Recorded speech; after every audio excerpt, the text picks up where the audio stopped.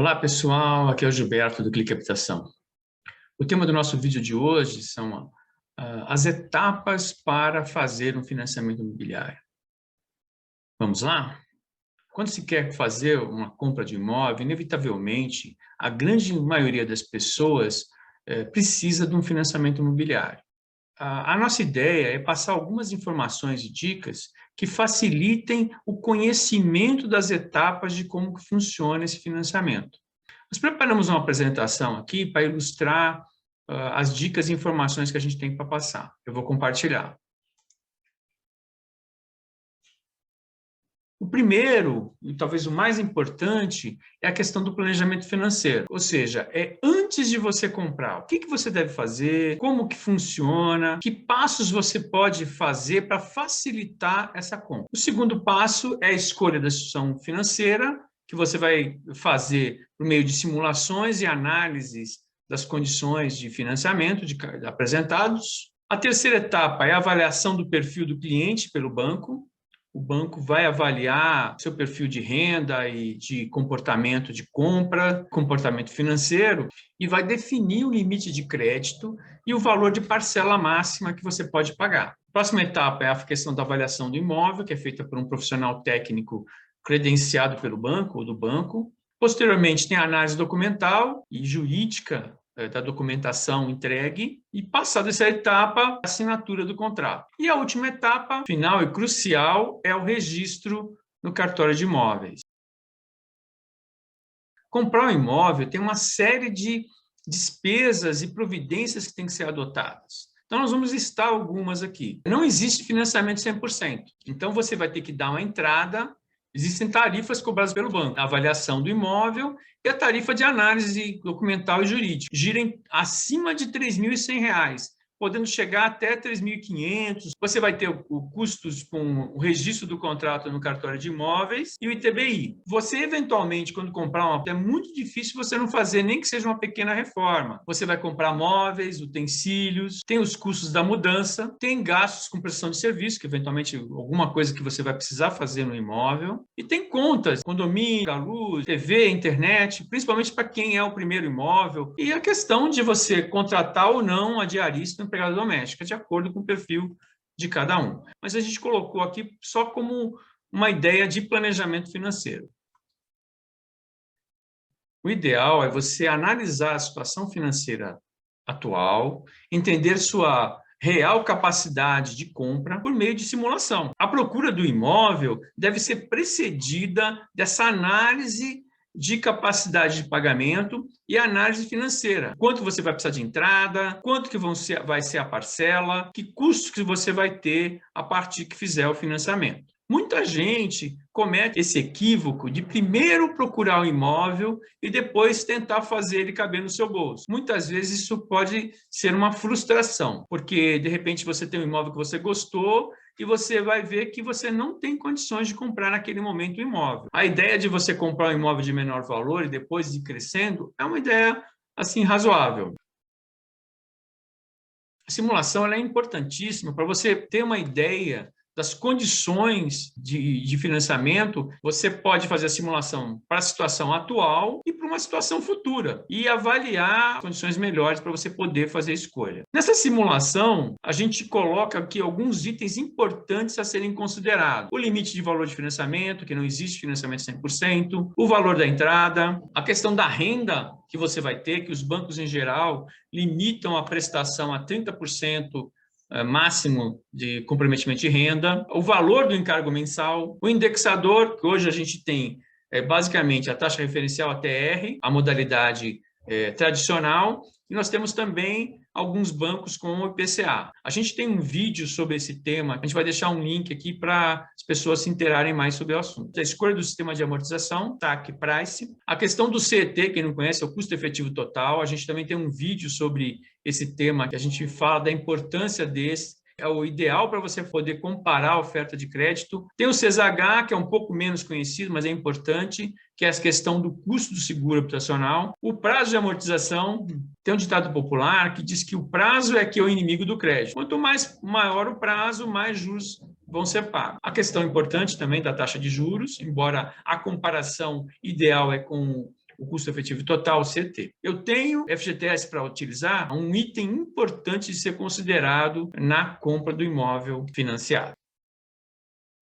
Fazemos questão de falar um pouco sobre o encargo mensal. O encargo mensal ele é constituído da prestação, que ela tem uma parte que é a amortização, aquilo que vai reduzir a dívida, e outra parte de juros. Dependendo do sistema de amortização que você escolher, você vai ter uma amortização maior ou menor. Você vai ter uma prestação que é fixa ou é decrescente. É um item importante de escolher e que tem que ficar claro é que somente o A da prestação, a amortização, é que de fato amortiza o financiamento. Tem outra parte que é o seguro e a taxa de administração.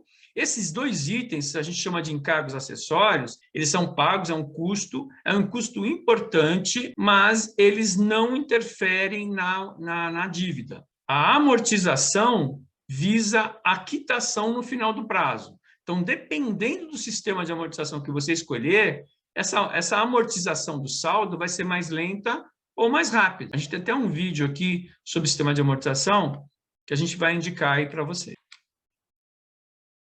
Bom, então vamos fazer um exemplo de simulação. Nós pegamos aqui uma pessoa com a renda mensal de 7 mil, 33 anos de idade, que está comprando um imóvel novo, um valor de 225 mil, sistema de amortização saque, cota de financiamento de 80%, SBPE balcão. Então, a gente vai procurar mostrar ideias do que você pode fazer para comparar, para você verificar suas condições para poder fazer o financiamento. Então, a gente vai focar neste slide aqui no valor da entrada e no valor mínimo da prestação. O valor mínimo de entrada para esse perfil de pessoa aí é de 71.728,22. Quanto maior a entrada que a pessoa der, ele vai ter um financiamento menor, ele vai pagar um encargo menor. Então, por isso que é importante a questão do planejamento, a questão de usar ou não o FGTS, se tiver, na habitação popular. Até R$ 4.000 de renda tem o subsídio, que também pode ser utilizado como entrada. Então, hoje eu tenho uma renda de 7 mil, de repente, daqui a um ano eu vou estar ganhando 8 mil. Então, se eu alterar para 8 mil, o valor da entrada, que era 71 mil, passa a ser só 50 mil.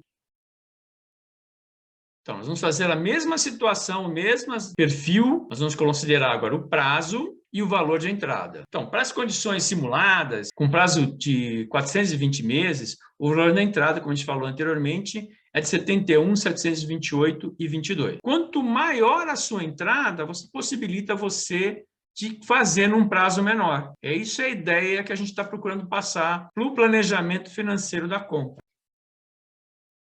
É a mesma situação, agora nós vamos analisar outros quesitos. Vai ser o prazo com o valor mínimo da prestação. Quanto maior o prazo, menor a prestação. Quanto menor o prazo, maior a prestação. Uma coisa importante da gente ressaltar aqui é a comparação, que com 420 meses, nós temos uma prestação de 2.323. Se você diminuir aqui 70 meses, 350, a prestação ela só sobe menos de R$100. No seu planejamento de compra, você pode tentar fazer num prazo menor. Essa é uma ideia. Logicamente, para isso você tem que ter sobra de renda, mas a diferença não é tão significativa. Vejam que com 200 meses, você tem uma prestação mais ou menos R$500 a mais. Ou seja, se você tiver uma renda maior, você pode tentar conseguir fazer num prazo menor. E a grande vantagem de você fazer num prazo menor, além de você pagar menos juros, é que você pode, numa eventualidade, num problema financeiro, você pode pedir para o banco dilatar o seu prazo, coisa que se você fizer um prazo máximo, isso não vai ser possível. Pensando no futuro, né? Se a gente alterar a renda para R$15.000, por exemplo, daqui 3 anos, por exemplo, eu vou estar ganhando R$15.000. Então, você pode diminuir o prazo e aumentar o valor da prestação.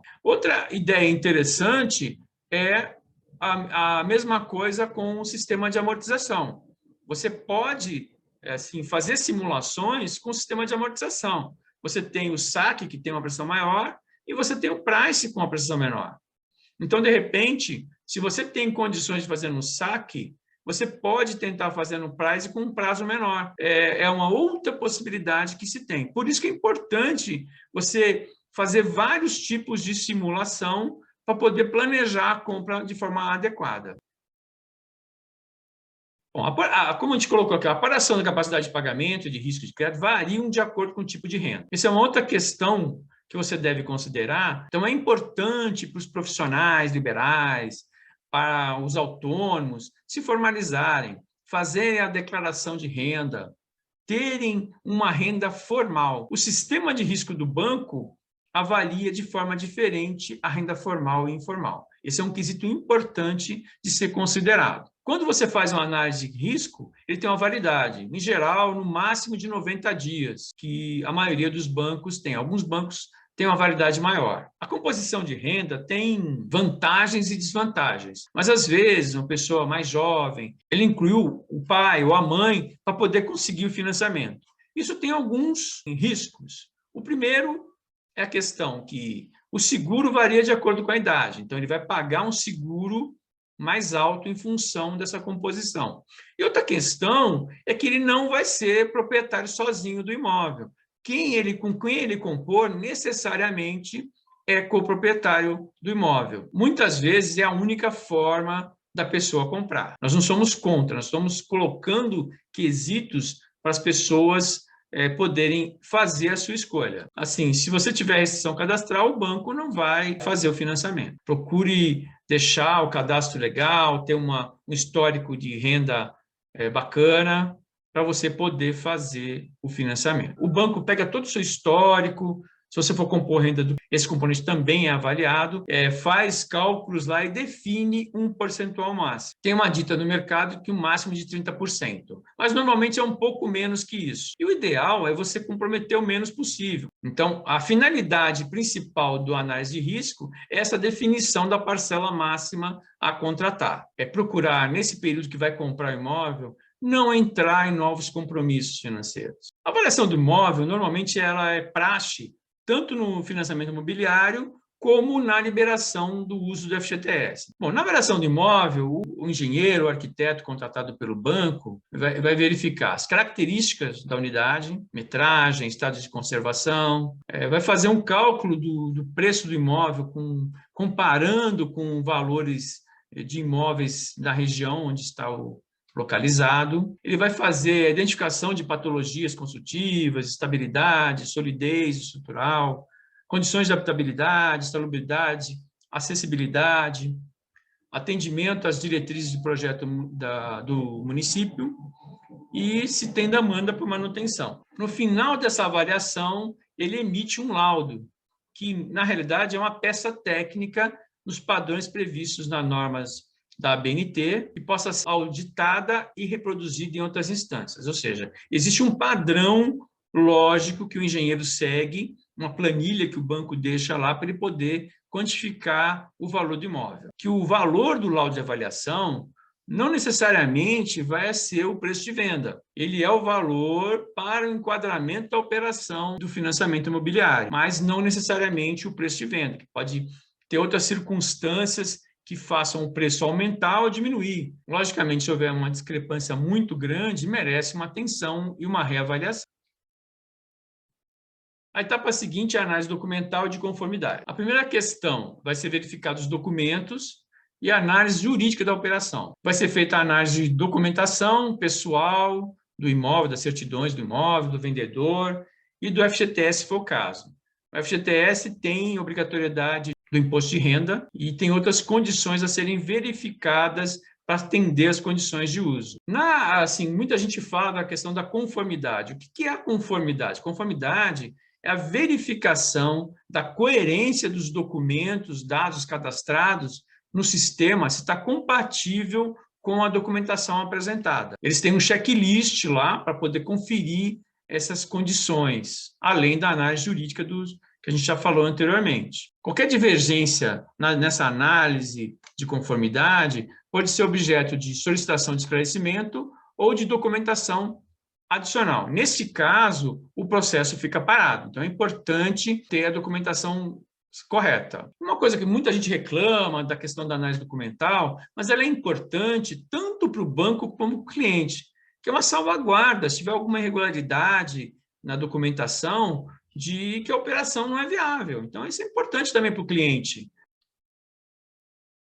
Bom, passada pela análise de crédito, análise documental e conformidade, o banco pode, a partir desse momento, marcar a assinatura do contrato. A gente ressalta aqui algumas cláusulas que são importantes de você conferir quando vai assinar o contrato. A qualificação das partes, ou seja, quem está comprando, quem está vendendo, o objeto do contrato, a questão do tipo de garantia. Normalmente, hoje, os financiamentos imobiliários são feitos com alienação fiduciária. A questão das condições da operação, a questão da forma de pagamento e recálculo dos encargos, a forma de atualização do saldo devedor, que é o indexador, que hoje a gente tem a TR e tem o IPCA. A questão da impontualidade, forma de cobrança e execução, como é que funciona, é importante você saber, e a questão da cobertura dos seguros.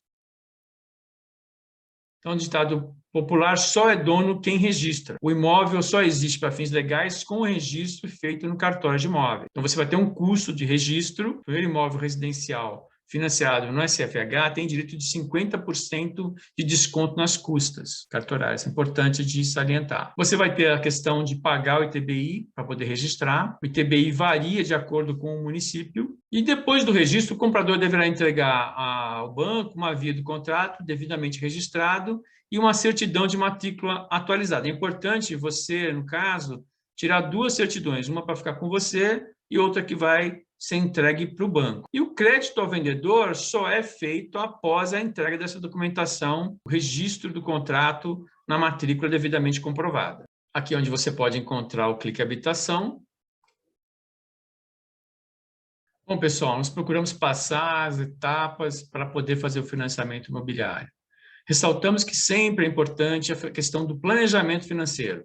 Nós fizemos algumas simulações com alguns dados, então é importante para você que vai comprar tentar fazer isso com antecedência para você poder planejar. Então é importante você simular no momento atual e no momento futuro. De repente você planeja para comprar daqui 1 ano, 2, você pode ter alteração de renda, pode casar, pode ter variações aí que podem influenciar nessa questão do crédito. Outra coisa importante que a gente fala, quando você estiver fazendo financiamento, procurar não se comprometer com outros compromissos financeiros. Isso pode atrapalhar o valor que o banco vai disponibilizar para você poder fazer financiamento. Outra coisa importante que a gente ressaltou é a questão da pessoa que pretende casar ou fazer uma união estável.